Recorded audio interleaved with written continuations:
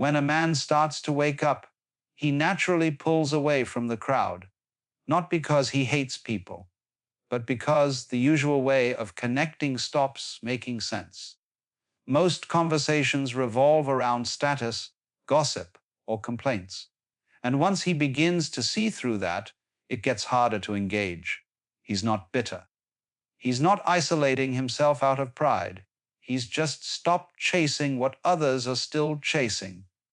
He starts to notice the performance in everyday interaction, the need to be liked, to belong, to say the right thing. And without making a big deal about it, he quietly steps back. People might still wave. They might still offer small talk, but the connection is no longer there because it was never real to begin with. He didn't cut ties. He didn't burn bridges. He simply stopped pretending, and when he does that, distance happens on its own. This is the beginning of solitude, not loneliness, just space between who he used to be and who he's becoming. He starts to see clearly what holds people together isn't real. It's not depth. It's not truth. It's habit, comfort, and shared illusions. People bond over complaining about their jobs, over chasing status, over defending ideas they've never truly questioned. He used to do the same. He used to think that was connection, but now it feels more like noise. He notices how often people speak just to avoid silence. How much energy goes into keeping up appearances, the constant need for validation, for agreement, for reassurance. And once he no longer needs those things himself, he sees how dependent others are on them. How relationships often survive, not because of honesty, but because everyone agrees to keep the story going. He understands why people hold on to what feels familiar. He still cares.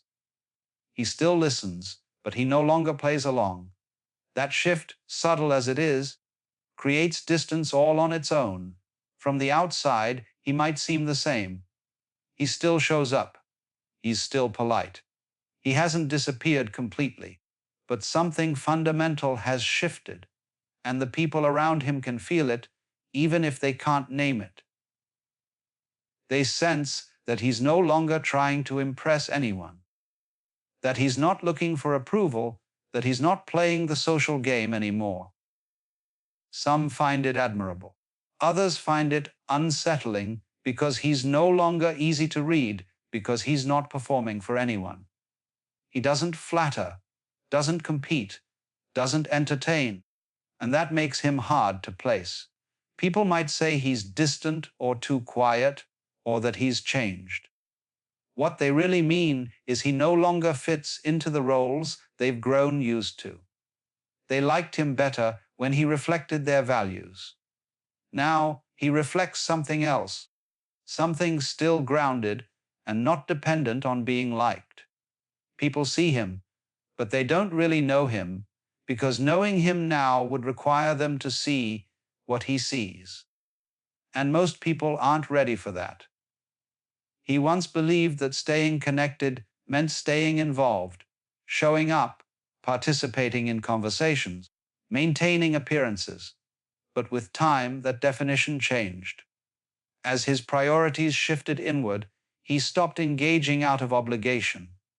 Not because he cared less, but because he no longer needed others to affirm his place in the world. He still values connection, but not if it depends on constant engagement, emotional performance, or subtle negotiation for approval. He doesn't withdraw out of resentment. He simply no longer finds value in maintaining relationships built on pretense or expectation. To those accustomed to transactional connection, his presence can feel distant. But in truth, he's simply not playing the same role anymore. He no longer speaks just to keep the peace. He no longer sees himself through other people's eyes. What emerges in that space is not loneliness, but clarity. A calm independence that allows him to remain rooted even when others come and go. He's become honest, and from that honesty a deeper, kind of freedom begins to take shape.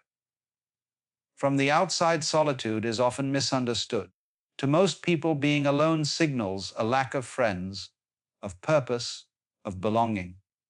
But for a man who has begun to see clearly, solitude becomes something else entirely.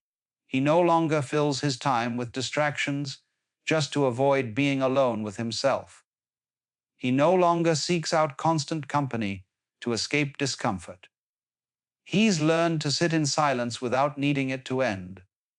What others describe as loneliness is often just unfamiliar stillness. They equate the absence of noise with emptiness. He's realized that most of what fills a typical day, talks, tasks, and duties, is just noise pretending to be important.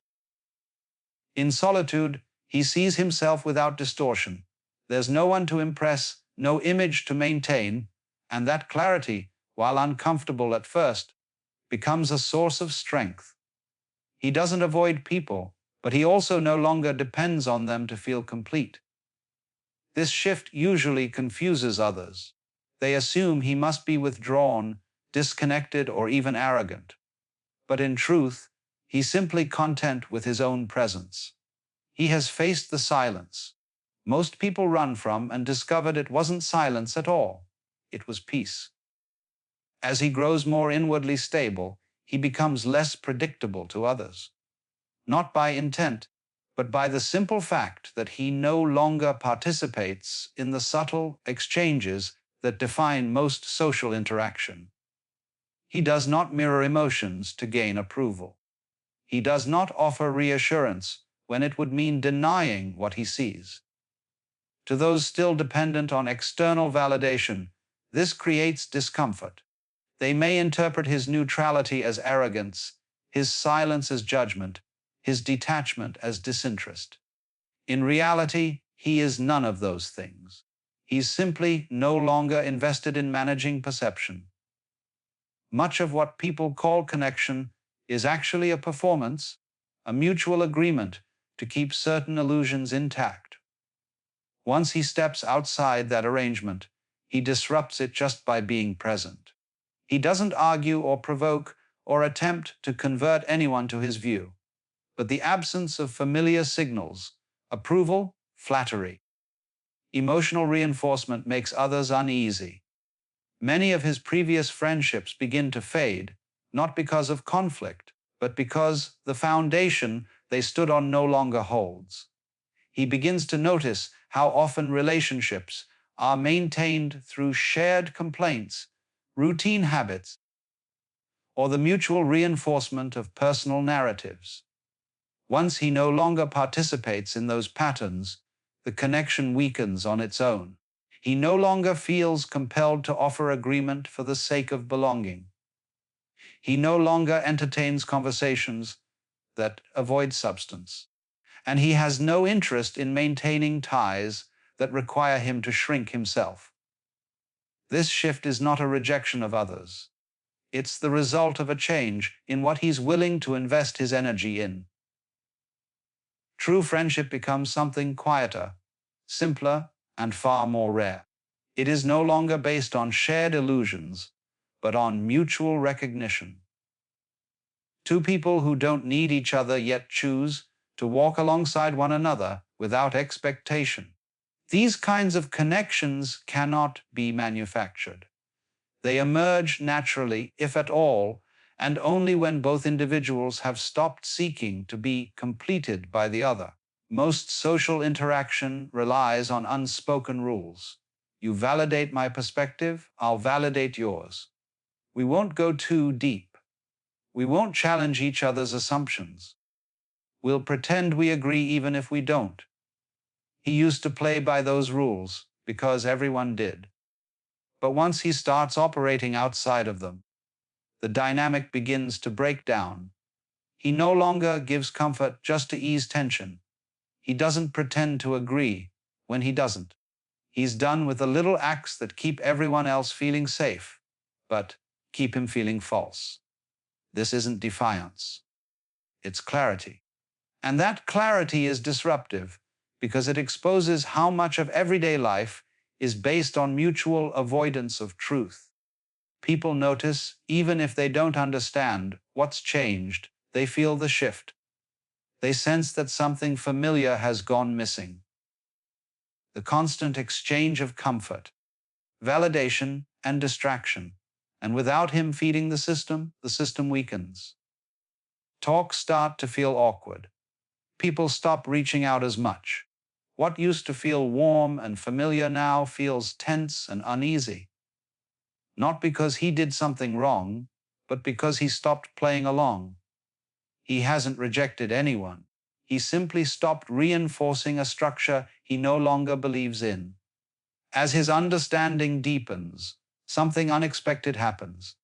He begins to need less, not just materially, but emotionally, socially, even intellectually. He no longer seeks recognition. He no longer relies on others to confirm what he already knows internally. And as that need dissolves, so do many of the relationships that once required it. This is the paradox. The clearer he becomes, the quieter his life becomes. Not because he's closed off, but because so much of what once filled his time was rooted in a search for external affirmation. Without that search, most social activity feels optional, if not unnecessary. He stops trying to be understood. He stops needing to explain. He no longer measures his presence by how much space he takes up in other people's lives. From the outside, this might look like withdrawal, but inside it's the opposite, a settling into something solid and real. He still values connection, but only when it emerges naturally, without demand or performance. He hasn't become cold. He is simply no longer dependent. And in that detachment, there's a kind of depth that can't be found through attachment. Once he wakes up, he can't unsee what he sees. He looks inward and the noise quiets. He looks outward and the world is still asleep. He sees the false certainty in people's eyes, the roles they perform, the beliefs they never question, the constant movement that masks an inner stillness they haven't touched. He no longer envies what others call connection because he understands the cost. It often demands agreement, performance, conformity, and he won't trade truth for the comfort of fitting in. Still, there's a part of him that remembers, a part that quietly hopes, not for crowds, not for company, but for someone awake, someone who has seen what he's seen, felt what he's felt. Someone who doesn't need him to be smaller, quieter, or more agreeable in order to feel safe. That kind of meeting is rare. It can't be forced, and he would rather wait in silence than pretend in conversation.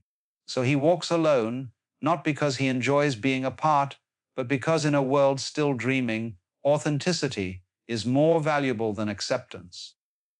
At some point, the solitude stops feeling unusual. It becomes normal, not empty, just quiet.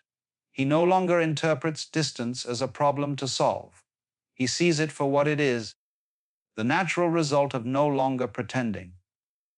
While others surround themselves with noise, he has learned to live in stillness.